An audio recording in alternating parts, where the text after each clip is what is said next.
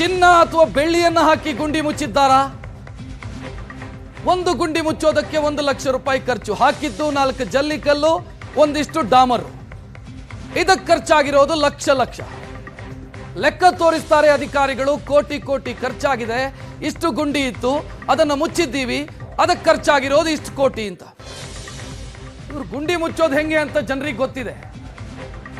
ಗುಂಡಿ ಮುಚ್ತಾರೆ, 2 ದಿನ ನಂತರ ಮತ್ತೆ ಅದೇ ಗುಂಡಿ ಕಾಣಿಸುತ್ತೆ, ಮತ್ತೆ ಗುಂಡಿ ಮುಚ್ತಾರೆ, ಮತ್ತೆ ಬಿಲ್ ಮಾಡ್ತಾರೆ. ಬಿಲ್ ಹೆಂಗಾಗಿದೆ, ಯಥಾತಥ್ವ ನುಂಗಿ ನೀರು ಕುಡಿದಿದ್ದಾರೆ ಅನ್ನೋದಕ್ಕೆ ಡಾಕ್ಯುಮೆಂಟ್ಗಳು ಉತ್ತರ ಕೊಡ್ತಾ ಇದ್ದಾವೆ. ನೋಡ್ತಾ ಇದ್ದೀರಿ, ಈ ಸೈಜಿನ ಗುಂಡಿ ಮುಚ್ಚೋದಕ್ಕೆ 1 ಲಕ್ಷ ರೂಪಾಯಿ ಖರ್ಚು. ಹೇಳೋರ್ ಕೇಳೋರಿಲ್ಲ ಅಂತಾದ್ರೆ ಹೆಂಗೆಲ್ಲ ತಿಂದು ತೆಗ್ತಾರೆ ಅಧಿಕಾರಿಗಳು ಮತ್ತು ಗುತ್ತಿಗೆದಾರರು, ಹೇಗೆಲ್ಲ ತಿಂದು ತೆಗ್ತಾರೆ ಅನ್ನೋದಕ್ಕೆ ಉದಾಹರಣೆ.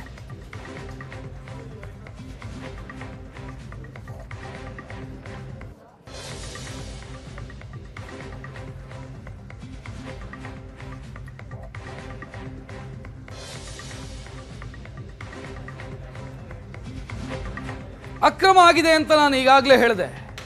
ಯಾಕೆ ಈ ಅನುಮಾನ ಮೂಡ್ತಾ ಇದೆ ಅನ್ನೋದಕ್ಕೆ ಡಾಕ್ಯುಮೆಂಟ್ಗಳಿದಾವೆ, ದಾಖಲೆ ಸಮೇತ ಸುವರ್ಣ ನ್ಯೂಸ್ ಈ ಸುದ್ದಿಯನ್ನ ನಿಮ್ಮ ಮುಂದೆ ಇಡ್ತಾ ಇದೆ.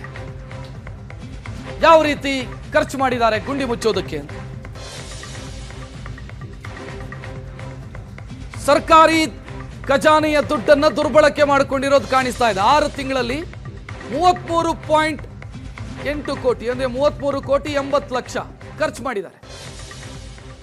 ಶಾಸಕ ಅಶ್ವತ್ಥನಾರಾಯಣ ಇದನ್ನು ಪ್ರಶ್ನೆ ಮಾಡಿದ್ರು ವಿಧಾನಸಭೆಯಲ್ಲಿ, ಸರ್ಕಾರವೇ ಉತ್ತರ ಕೊಡ್ತು.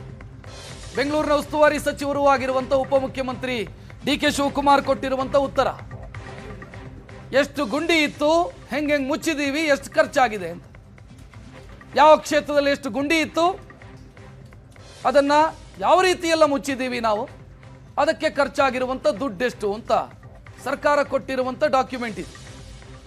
ಒಟ್ಟು ಗುಂಡಿಗಳು 41,150 ಇತ್ತು, ಸರ್ಕಾರ ಲೆಕ್ಕ ಹಾಕಿತ್ತು. ಅದರಲ್ಲಿ ಮುಚ್ಚಿದ್ದು 39,887. ಇನ್ನು ಬಾಕಿ ಉಳಿದಿದ್ದಾವೆಂತ ಗುಂಡಿಗಳು 1,263. ಅದು ಮೋಸ್ಟ್ಲಿ ವಿಶ್ವ ಪಾರಂಪರಿಕ ತಾಣ ಅಂತ ಏನಾದರೂ ಮಾಡ್ತಾರೆ ಅಂತ ಅನಿಸುತ್ತೆ, ಅದಕ್ಕಾಗಿ ಬಾಕಿ ಉಳಿಸ್ಕೊಂಡಿದ್ದಾರೆ 1,293. ತೋರಿಸೋದಕ್ಕೆ ಬೆಂಗಳೂರಲ್ಲಿ ಈ ರೀತಿಯ ಗುಂಡಿಗಳು ಇತ್ತು ಅನ್ನೋ ಪಳೆಯುಳಿಕೆಯ ರೀತಿಯಲ್ಲಿ ಅದನ್ನು ತೋರಿಸ್ತಾರೆ ಅಂತ ಅನ್ಸುತ್ತೆ. ಅದನ್ನು ಪೆಂಡಿಂಗ್ ಇಟ್ಟಿದ್ದಾರೆ. 33 ಕೋಟಿ ಖರ್ಚಾಗಿದೆ 39,000 ಗುಂಡಿ ಮುಚ್ಚೋದಕ್ಕೆ. ಆಶ್ಚರ್ಯ ಅನ್ಸೋದು, ಈ ಗುಂಡಿ ಮುಚ್ಚಿದ ಕಾಮಗಾರಿಗೆ ಮಾಡಿರುವಂತ ಬಿಲ್ ಅನ್ನ ನೋಡಿದ್ರೆ, ಇದು ಓವರ್ ಆಲ್ ನೀವು ನೋಡ್ತಾ ಇರೋದು